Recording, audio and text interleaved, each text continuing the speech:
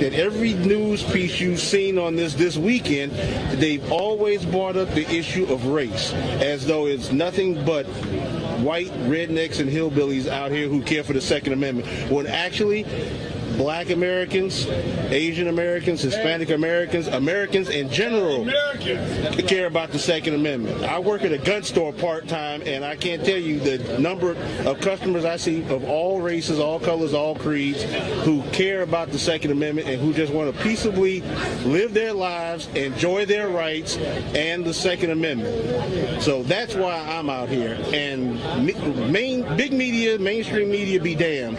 If you take a good look at me, you can see I'm a Black American, and all I'm out here for is to enjoy my Second Amendment rights. That's why I'm here. Great. And tell us about, what do you think about the cordoning off that's going on out here of the Capitol area? You know what? It's great. What we ought to do is everybody just walk up with master locks, put master locks on the gates, and lock that bastard in. That's what. No, to be quite honest, shut up. What I honestly think about it is, it's wrong. This is our capital. We pay for these grounds. This is not some place for the king to hold up in. This is our capital. This is our state. We have the right to petition for redress of our government, of our grievances. And our grievance today is their treatment of us and the Second Amendment. So the fact that he's got to hide behind fences like he's the king in Braveheart, I think is complete and utter garbage. Just another question. What would be your message to the governor of Virginia? Yeah. Listen to your people. Look out your window. The people are in the streets. The people are here to exercise their rights. The people will remember this in the next election cycle, and pay attention. Pay attention, Governor Northam. That's what my message would be. And to people at home watching this, what would you tell them about the crowd here today? The crowd is overwhelmingly peaceful, just assembling, milling around, letting their voice be heard. It's completely safe. There's been no white supremacists, as was reported, that would show up here. No racial strife has been seen by me here. So for people at home, my question to them would be, why aren't you here? It's time to get involved. The time is now. And you shouldn't be home. You should be here with us. And most importantly, when it's time to vote, you should be in the voting booth, making your voice be heard. All right, thank you. What was your name? My name is Eric Leitonen. Well, thank you very much, Eric. Appreciate it, My brother. pleasure. You take care. You take care. Take care, brother. All right, guys, this is Matthew Purdy with Breitbart News. I am out in the field at the anti-gun control protest lobby. Sir, how come you came out here today? Tell me your story real quick. I just came out here to make a statement that you can't come here and commit tyranny, and you can't get away with that, and we're going to stand true. We're going to stand together. What is your name and where are you from? I'm Corey. I'm from Chesapeake, Virginia. And tell me about your weapon. It's a budget build. It's just a Smith & Wesson M&P 15, just a basic standard capacity mag semi-automatic rifle. Good for you, young man.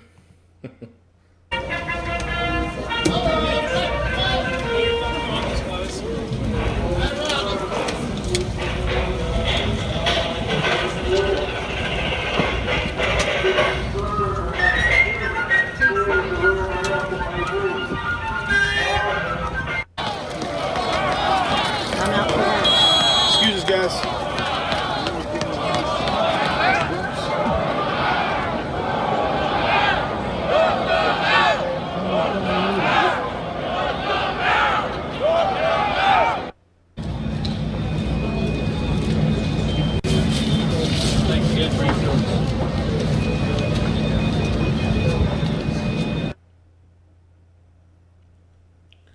Looks like there was a really good turnout, which I'm happy with.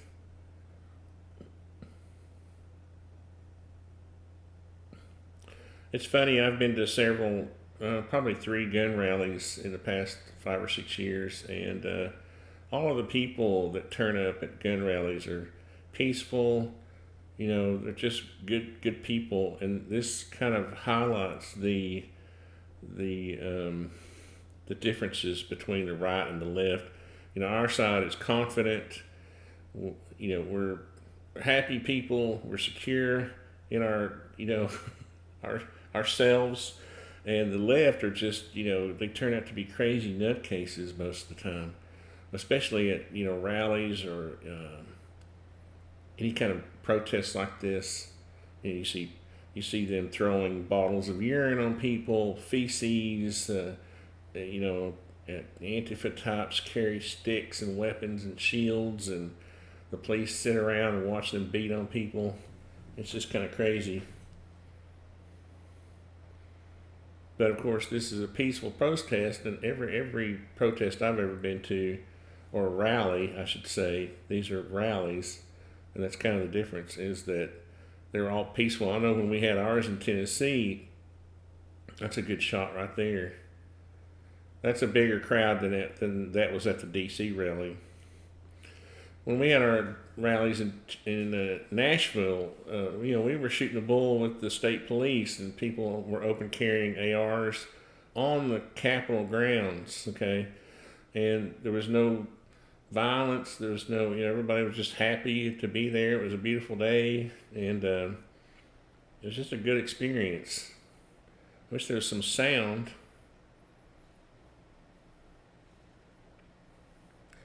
But this looks like an excellent turnout.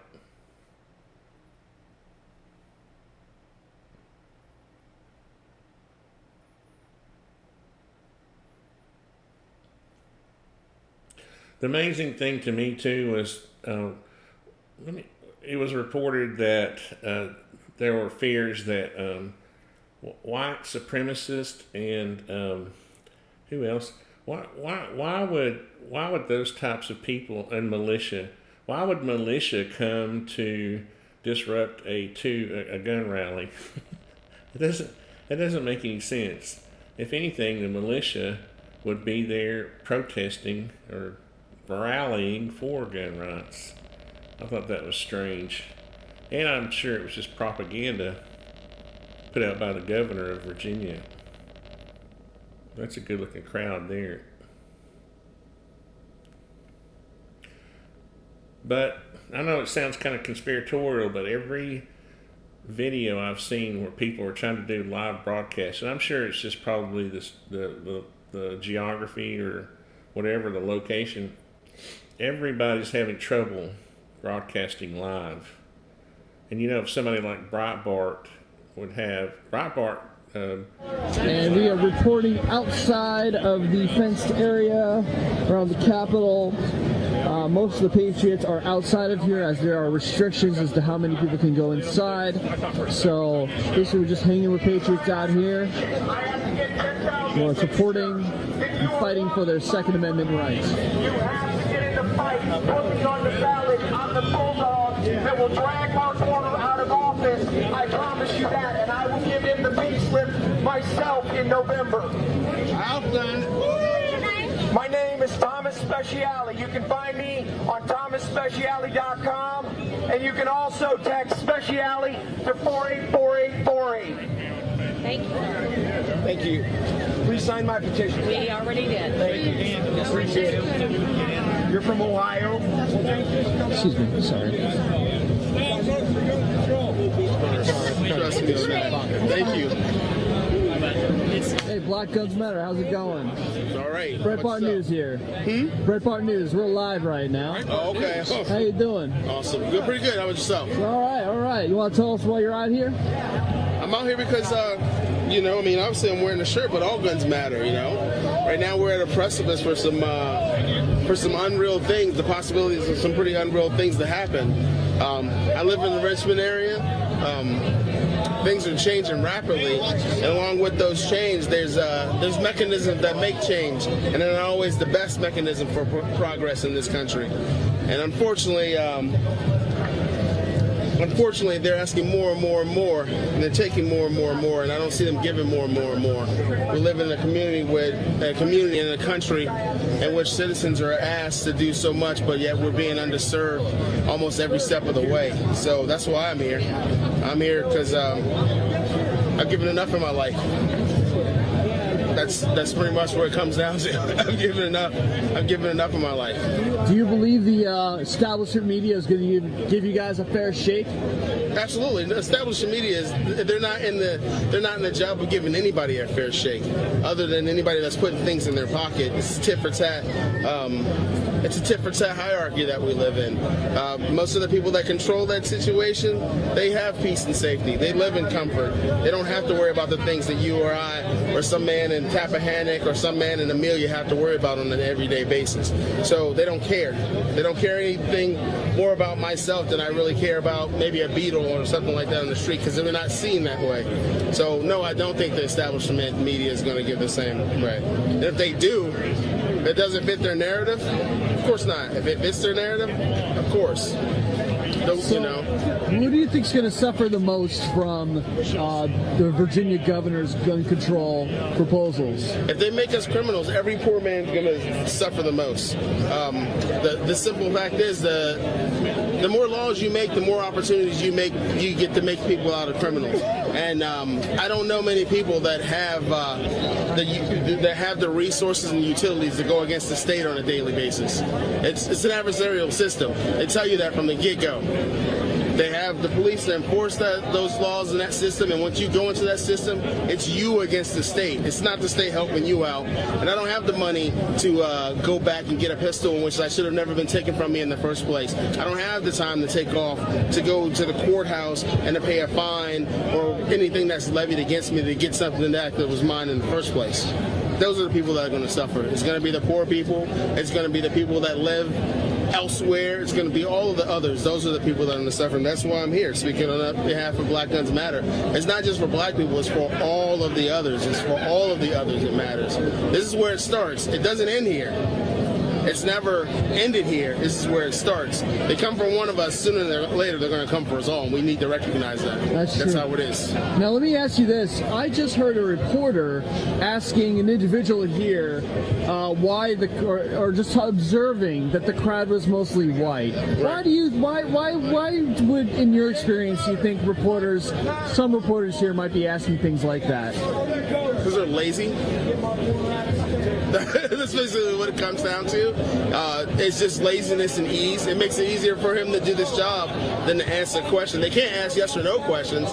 That's one of the first rules of interviewing, is not to ask yes or no questions. So they go for another lazy route. Why are most people here white? Well, guess what? Most of the people in the country are white. That's the default setting, man. That's just how it is.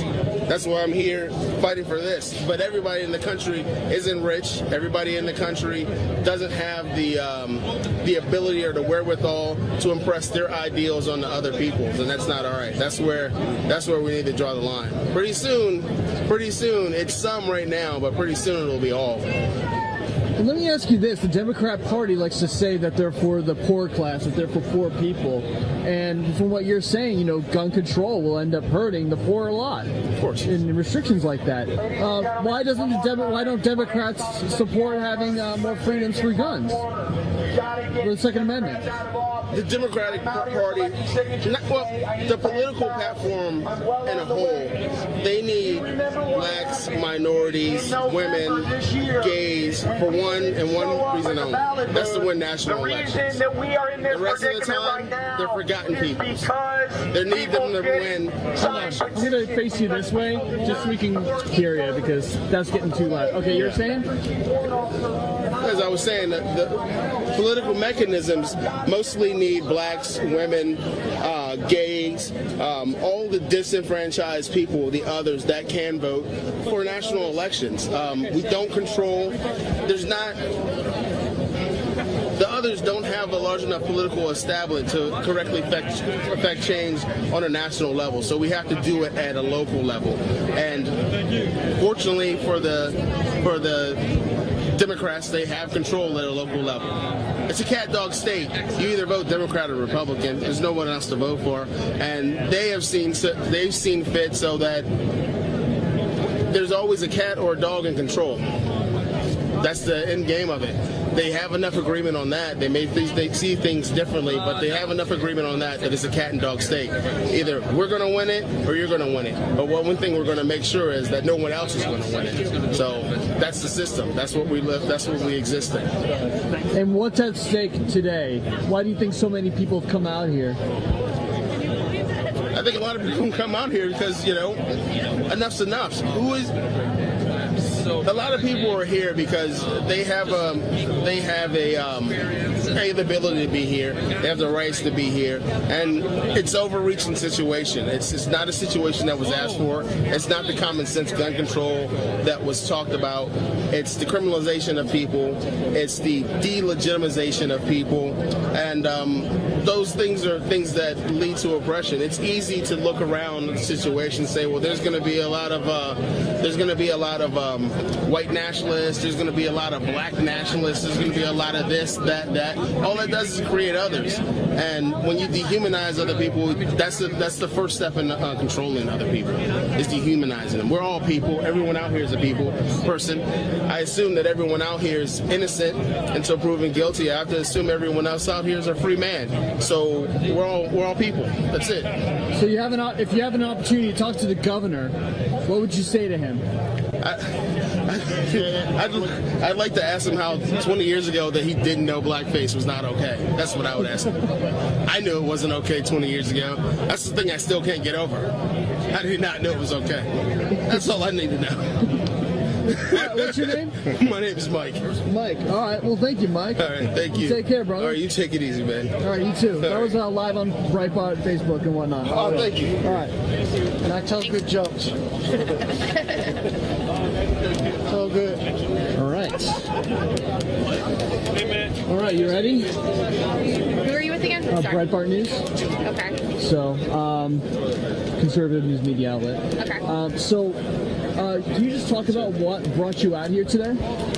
Well, I really thought that it was very important to be out here to show my support for what we have going on right now. I think this is a historical landmark, and I'm honestly honored to be out here and be a part of it. I think that we should do everything we can to support the rights that so many men and women have died to give us. So that, in a nutshell, I guess is why I'm out here today. And what would be your message to the governor today if you had the opportunity to speak with him? Should I keep this PG? Your call.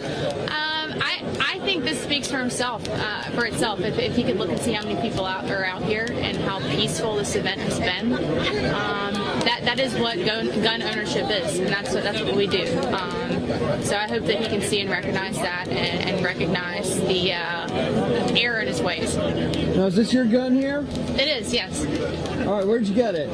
I got this at a gun show, actually, I believe. Oh, nice. Yeah. And do you have a lot of friends or family that agree with your stance? Oh, absolutely, yes. Most of my friends and family agree with my stance. And where are you from? I grew up outside of Greensboro, North Carolina, but I live in Virginia currently. And have you ever seen a Second Amendment rally like this before? Never. This is incredible. Wow. And so how long have you been active in trying to fight for your Second Amendment rights? I have supported them as long as I can remember, but I think in the last year or two, few years, it's really come to a point where you can either sit back and complain about the way things are, or you can stand up, make a stand, and do something. And so that's where I'm at. That's really good.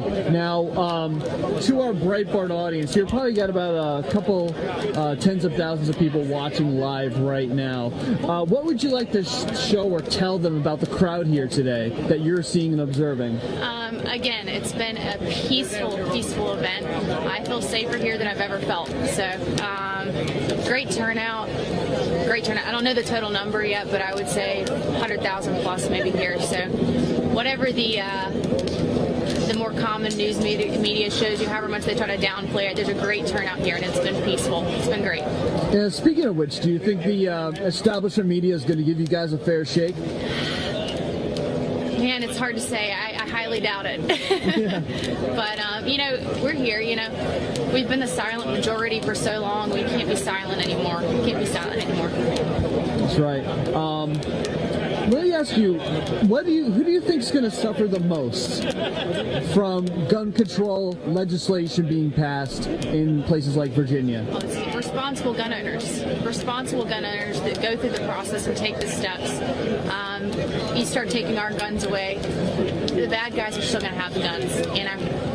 This makes me feel safe at night. So.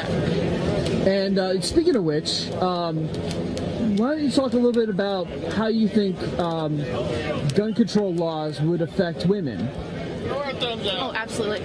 I carry with me every day. I don't feel safe without a firearm with me. I think one of the more common things you'll find in any of these abduction cases, the women didn't have a firearm with them. It could be a totally different story if you were just a responsible gun owner and knew how to use your firearm and did carry. And do you know of anyone who has been able to use a firearm to defend themselves in any sort of situation? Yeah, actually, absolutely. Growing up, I had a family friend that was in a kind of a similar scenario and was able to ward off a home invader. So. And what would you say to people that are who believe that confiscating guns and passing more gun control is actually going to save lives? It's just absurd. Like I said, responsible gun owners, if you take our guns away, the bad guys are still going to have the guns. They're going to find a way to get guns. They have, and they will continue to, and it's not going to do any good. Okay, and what was your name? Michelle Thomas. And Michelle Thomas, is that, how's that spelled? MICHELLETHOMAS. And you're out of Virginia, right? Yes, sir. Great. Well, thank you so much for your time, and enjoy the rest of your day. Thank you, you too. All right, take care. Be safe. You too. Take a photo for me real quick.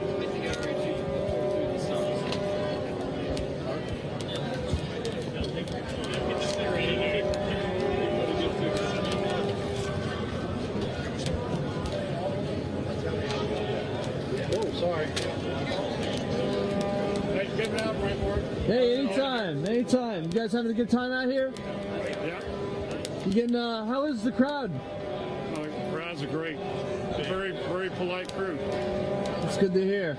And if you had a chance to talk with the Virginia governor, what would you tell him? Back off these crazy unconstitutional lies would be a good start. Thank you. That's a great sign, too. Thank you. And what would you tell the Virginia governor if you had the opportunity? Take notice of what's taking place here today. Do you think he will? I hope so. Great. Thank you so much. Thank you. You guys have a good time out here, all right? Take care. Thank you. We'll do. Thank you. Well, it looks like it's breaking up. It's breaking up. But I just wanted to check out the coverage. I wasn't able to go, and which was kind of a little depressing. But anyway, I've had some things going on with my daughter and her housing, and we've had several meetings about it. And it seems to always be on a day when I need to be somewhere. But I was going to say need to be somewhere else, but obviously my daughter takes precedent. I guess it depends on what it is, and that's one thing I guess we have to do is decide what our priorities are. Obviously my daughter's important to me, but it was just about a situation with the housing that she's in, and could I have moved that to another day? Probably, but anyway, this is not about that. This is about Virginia and the people of Virginia and a lot of other people coming out to stand up for their rights. And it reminds me of back in 2013 when we had our rallies in Tennessee, how peaceful everything is, how people are happy. That's our side. Our side are the confident, strong, peaceful people, and it's just great to see. And all the propaganda that was put out by the governor of Virginia prior obviously didn't pan out for him. So anyway, that was just a quick, I guess it wasn't that quick, but just a little bit of coverage of the Virginia rally if people were interested.